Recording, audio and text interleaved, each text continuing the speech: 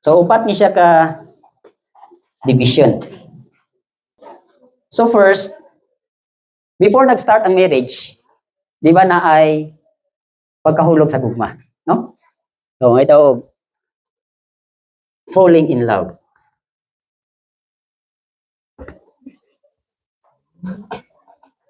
Masing ganahan kini itong mga dalaga ulitawan niya. Ha? Di ba? Unsay sugod sa nganong nagninyo mo? O kamong mga wala gi arranged marriage. Okay, kani magumsong-obsongs, dili ni arranged marriage sa anang by will gyud ni nga si Shlomo nahigugma gyud siya na first sana na love at first sight gyud siya sa Shulamite woman. So meaning nahagbong gyud siya sa gugma, no? Same ra po na sa mga nagninyo. No? Ang hitawan ni naay una falling in love. Ba? So sa dihang nahagbong na mo sa gugma, naaday nahitabo nga courtship, no? Unsa man ang courtship? Nangulitaw na, ba? Oh. So nangulitaw na ka. Oh, naa na pagpangulitaw. Siyempre nahulog man sa gugma, di nangulitaw na. Dayon sa diha na nga nangulitaw na, oh, nahabong na dayon ni sa fostering of love. Oh, kanang ito fostering. Fostering of love. Unsa may fostering of love? Nga ito like foster father. Ha? Meaning, naana kay relation sa gugma. Di ba? Sa mga dalagag ulitaw mo ni, una nahagbong sa gugma. Siguro, love at first sight, or nag-desire, or nakita, no? Dayon, iabot ang panahon, nangulitaw na gyud. No? O siguro sa uban sa tuan ay mga gitawag childhood crush. O bata pa, una na gyud siya na ibgan. Then iabot gyud ang panahon nga iabot na sila lang pangidaron, nangulitaw na gyud ang ulitaw sa dalaga. So, nanay courtship. Dayon na anay fostering of love. Nang fostering of love kanang nana kay related, nana kay karelasyon, no? Nanay karelasyon sa gugma. Meaning foster father, meaning kuno mo murag nana mo ay bonding. Ba? So mo ni unang stage. Dayon, next na din nga stage, gikan sa pagkahagbong sa gugma na united in love. Ba? So nag-usa na mo. O na-unite na inyong gugma. Actually, from the book of Songs ni siya. Mo ni ang main gyud nga topic, which is applicable po karon sa tuwa. Di ba? So, na-unite naman inyong gugma. In other words, nagkahigugmaay na mong duha. Ni-propose na ang lalaki sa babae nga, I love you, day. Nahilas-hilas pagid sila. Kita, islang nga cellphone nga, I love you. Na? Sagdulat-dulat lang, pero tinuod na di ito. Ha? O, ayaw mo, kay kini nga akong gibisa ni, based ni siya sa book na Song of Songs. Dayon, sa dihang na-unite na in love, nagkahigugmaay na, kung sa'y next steps, nagpakasal na. Di ba? Oh. So, naay gitawag og wedding. Oh, morning. Dang, dang, dang. Here comes the bride. All dressed in white. Di ba? Oh, sa upang reliyon, here comes the bride. 3 months inside. Depende na. Okay. No? So, may nga gikan sa nagkayusan na ilang gugma, nahulog na gid sa pagpakasal. So, nakasal na. So, dire, related pa ka sa gugma. No? Kanang, nagkiring-kiring, nag-care to one another, pero wala pa'y intimate relationship, wala pa'y dulog-dulog. No? Oh. Pero sa dihang kasal na dire ang fulfillment of love. I-consume na gid niyo inyong gugma. Okay. Na ay fulfillment of love. Unsa man ang fulfillment of love? So, inyo hanang gitilawan ang gasa sa Elohim. Ba, sex is a gift from Elohim. So, asa nagigasa sa managtiayon? So, naanay fulfillment of love. Ba? So, mo ni karon. Oh. Sa musuluray, dalagag ulitaw, diri mo mahagbong ang kategori. So, sa mga bagong minyo, diri na mo. So, sa mga naminyo na, gikan sa falling in love, na-unite in love, next nga step, gitawag struggling in love. No? Naanay mga struggle in love. Unsay pasabot aning struggling in love? Di man di ay lalim ning kaminyoon. Abi ba na akong tamis, nga nag-away naman ta. Anong nangluod naman ka nako? Anong dili naman ko ni mulutuan? Anong dili naman kagwapo nako? Anong pangit naman ka kinaiya? Anong man ka dili naman ka caring? Ha? Oh, sinita po, tinuod? So, during sa struggle in love or struggling in love, nigawas na ang mga problema. Problem. Diba? Oh, unsa nga problema? Siguro, abi sa uban nga, lamigid kami yun. Unsa man nga, wala naman tayo sudan, ani. Di man day maayo nga, bahalag saging basta labing. Di man day hapdos matumtihan. Susao na lang ni. Problema man day ning minyo. Ha? So naanay mga anak-anak, yabaw na. Wala makaon pa, gutom pa. Oh. Nag-away na si Mrs. Kaya mo na si Mr. Baho pa ni mo ba? Oy.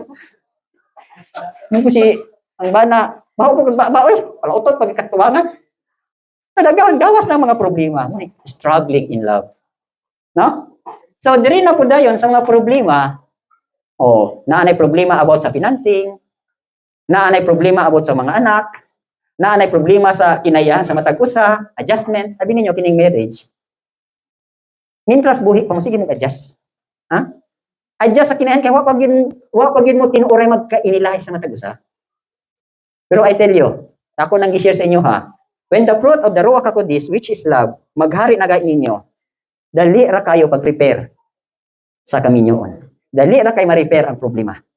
Pero wala pa gali maghari ang gugma gikan sa prutas sa Balang Espiritu, lisod kayo pag-repair sa gugma. Lisod kayo pagsulbad sa problema sa kaminyoon. Na, munang pagpahingkod gyud mo sa prutas sa Balang Espiritu nga mao ang una gugma. Okay, no? So gikan sa struggling in love, naanay problema sa mga kinaiyahan, plus naapagi problema about sexual pleasure. No? Siguro sa mga tawag dalaga dili ni sila pero ko lagi ako ni i-teach ninyo kinsa may mutod ninyong sex education. Diba? So ang bana siguro overzealousness kayo. Kang si Mrs. Food, halos dili na mo tapad sa bana. May mga problems sa sexual nga bahin. So the right attitude ani inani, no? Sa problems sa anang bahina, ayaw pag-over.